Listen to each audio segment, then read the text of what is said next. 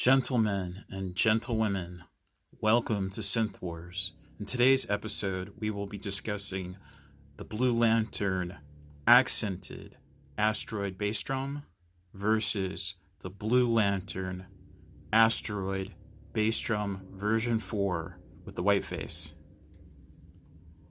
Okay, let's have a little discussion on the accented Asteroid bass drum. I bought one of these approximately 2 years ago. At that time, I had a Blue Lantern Asteroid bass drum version 4, the white face. And I prefer the Asteroid bass drum version 4, the white face, because the accented Asteroid bass drum has a lot of resonance. It has a more 808-ish traditional sound, but with that comes more resonance. With the resonance, you lose headroom in your mix. And so that to me is key.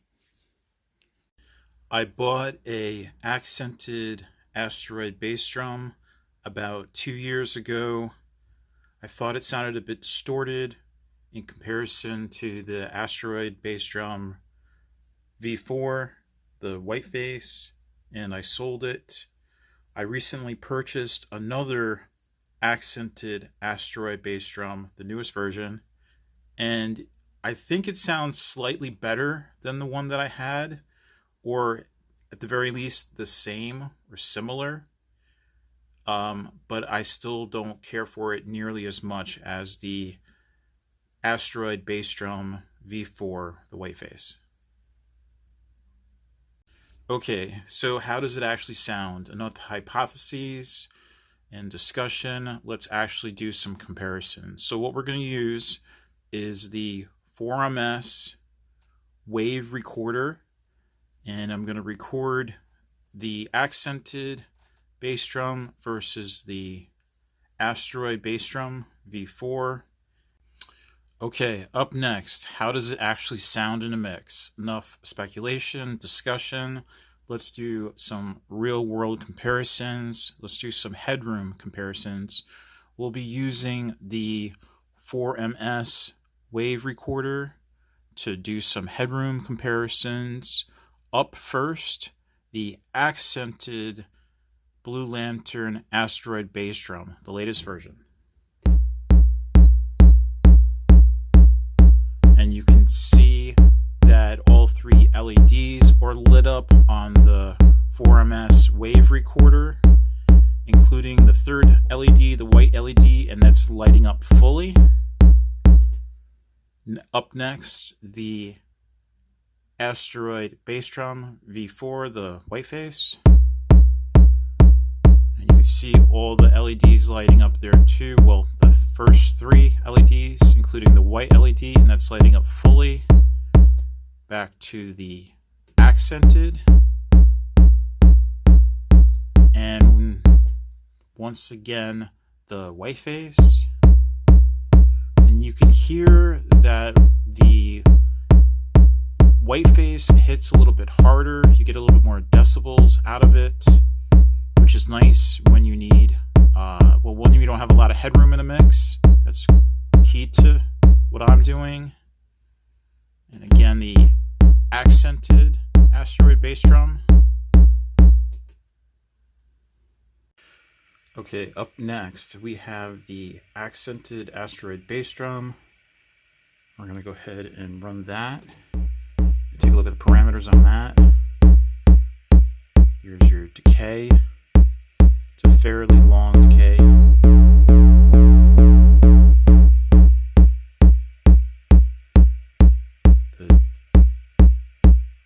Tone, it's not as dramatic as that on the white face. Counterclockwise is a sharper attack. Here's the decay, or I'm sorry, the distortion. Open up the decay a little bit to get a little more of the distortion.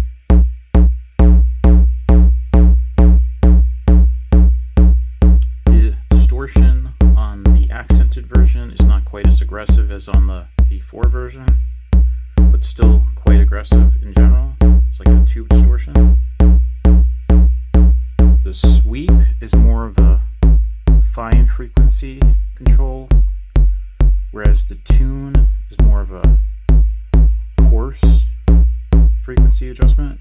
So this is the sweep, which is a fine frequency adjustment. It's a little different than on the white face.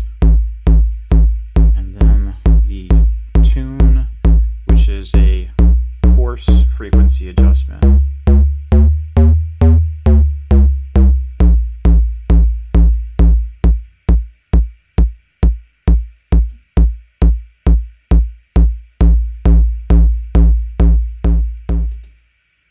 Next, we have the Asteroid bass drum V4, the white face, and we're going to go ahead and take a look at some of the parameters on that. And you can hear that it hits a little bit harder with the distortion. We'll take the distortion out. There's the tone. Tone controls the attack of the bass drum kick.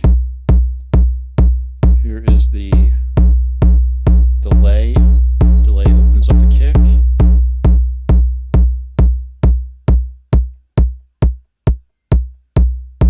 And obviously there's a quite nice long decay on both of these. This is where I prefer the parameters on the V4 as well. When we start getting into pitch and the sweep, here it goes way deeper into much deeper range of sub bass.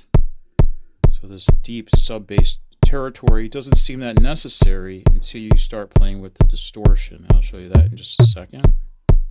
So now if we go into the sub bass, you can't really hear it, but now if we kick up the distortion, you can really get into that crunch.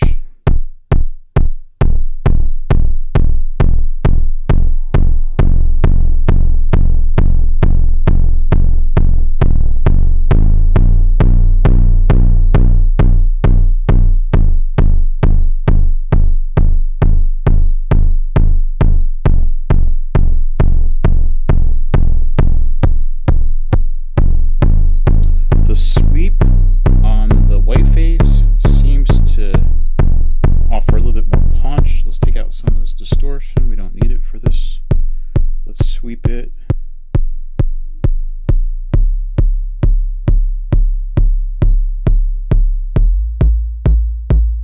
Okay, you can hear it. The frequency drop out a little bit, but it gets punchier right about there. Kick up the distortion just a little bit, take down the decay. You can hear the top on that. The top end of the bass drum is quite nice at that point. It's very useful. It has a lot of top end without a lot of sub. That adds to mud. So you still have a lot of punch without a lot of mud.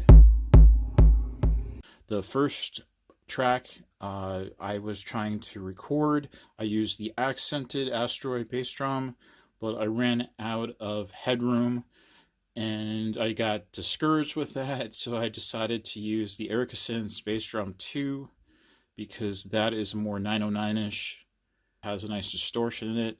It seems to work very well in certain circumstances where you don't have a lot of headroom because you have the nice top end on it without a lot of sub that you don't need. Still very, very rich though in bass. You will definitely hear quite a difference in volume between the kick drums, even though they're not really much different in headroom, believe it or not.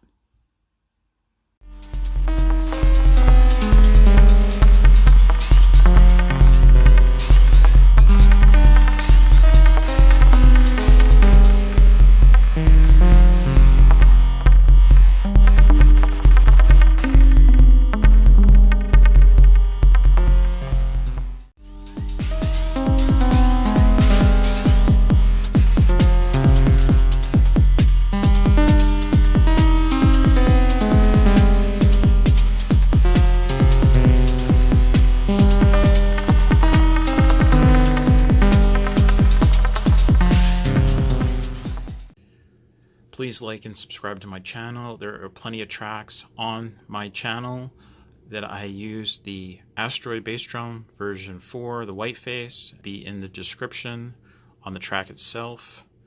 Final thoughts on these two modules. The accented Asteroid bass drum has more traditional 808-ish bass drum kick sound, but with that comes more resonance. With more resonance comes loss of headroom. If you're using a lot of sounds, headroom is definitely a concern.